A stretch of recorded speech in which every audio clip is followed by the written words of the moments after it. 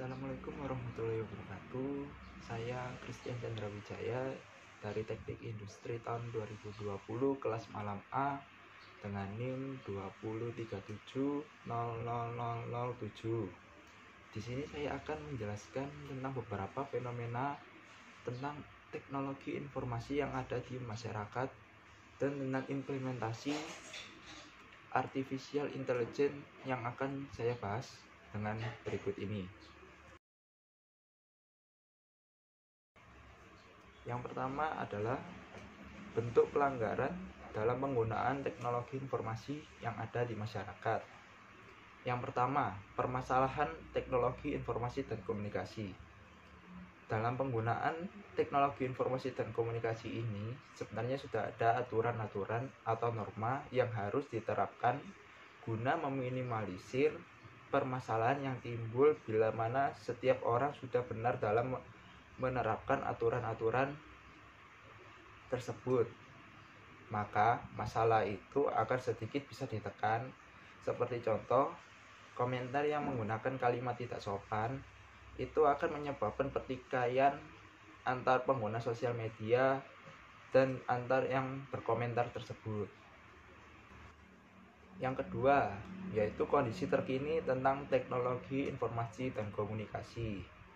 Seperti yang diketahui, pelanggaran teknologi informasi dan komunikasi saat ini masih banyak sekali macam dan bentuknya, seperti cyberbullying, cybercrime, dan beberapa ujaran kebencian melalui teknologi informasi dan komunikasi.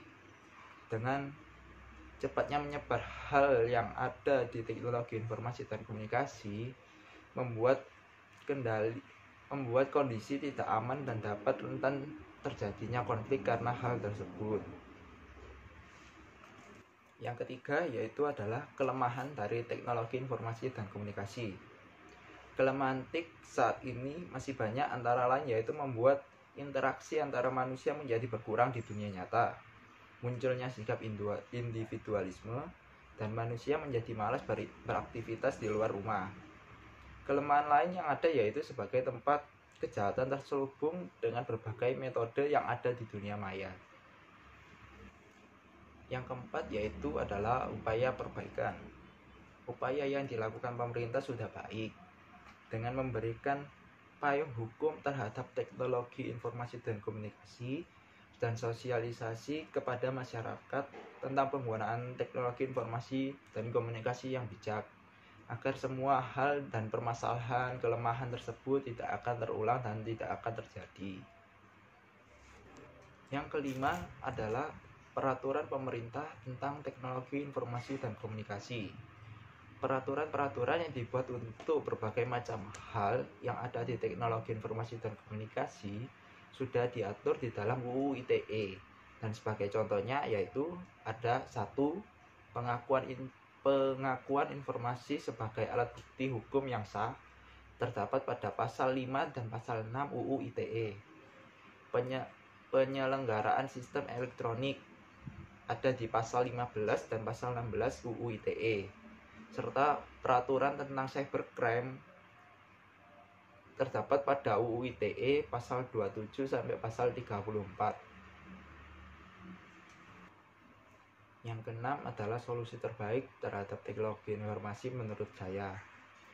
Solusi terbaik dalam hal ini yaitu memberikan efek jera terhadap pelaku-pelaku pelanggaran UU ITE dan memberikan edukasi terhadap seluruh pengguna teknologi informasi dan komunikasi di Indonesia agar bisa menjadi lebih bijak lagi dalam penggunaan dan pengoperasian teknologi informasi dan komunikasi. Pembahasan kedua yaitu adalah implementasi artificial intelligence di masyarakat. Yang pertama adalah permasalahan yang ada saat ini. Peran aspek kecerdasan buatan atau AI meningkatkan sebuah resiko bahwa para hacker atau user yang tidak bertanggung jawab dapat memanfaatkan teknologi ini untuk memasang serangan otomatis pada sistem atau pada kegiatan manusia pada umumnya, yaitu seperti contoh menggunakan drone untuk serangan udara pada musuhnya sendiri. Yang kedua adalah kondisi terkini. Kondisi terkini AI saat ini sangat banyak digunakan oleh manusia untuk membantu kemudahan kehidupannya, dari mulai smartphone, smart home, smart TV, dan beberapa fasilitas umum yang sudah disematkan oleh AI. Seperti contoh, penginputan data kependudukan dan layanan masyarakat, dan lain-lain. Yang ketiga adalah kelemahan dari AI. Kelemahan dari AI ini juga ada, tidak hanya punya kelebihan. Kelemahannya itu ya adalah kecerdasan buatan ini hanya sebatas apa yang diinputkan oleh programmer kepada programnya AI tersebut. Kedua, AI tidak mengerti atau tidak memahami data. Dia hanya mengolah data saja dan AI tidak bisa mengembangkan pengetahuan. Yang keempat adalah upaya perbaikan. Dalam upaya perbaikan AI, pemerintah menggandeng dengan para pengembang dan tim riset untuk meningkatkan performa AI ini dan agar dapat diterapkan dalam beberapa hal yang ada di masyarakat. Dengan riset ini, harapannya adalah kegunaan dari AI dapat berkembang pesat dan dapat lebih luas lagi digunakan masyarakat agar dapat mempermudah kehidupan dan berbagai aktivitas manusia di kehidupan nyata. Yang kelima yaitu peraturan pemerintah tentang AI. Terkait regulasi dan tata kelola, menurut Kominfo, aturan perlu fokus memfasilitasi pertukaran data operasi AI, mengedepankan keamanan privasi data pribadi, transparansi, akuntabilitas, dan prinsip demokrasi. Regulasi ini juga perlu memitigasi konsekuensi yang tidak diinginkan para pengguna AI, baik etik maupun praktik. Ini tercakup dalam RUU Pelindungan Data Pribadi untuk menjamin privasi daripada pengguna AI tersebut. Yang keenam yaitu adalah solusi terbaik tentang AI menurut pandangan saya. Solusi terbaik yang saat ini bisa saya sampaikan yaitu mematangkan peraturan tentang AI dengan bersamaan mengembangkan riset AI yang ada.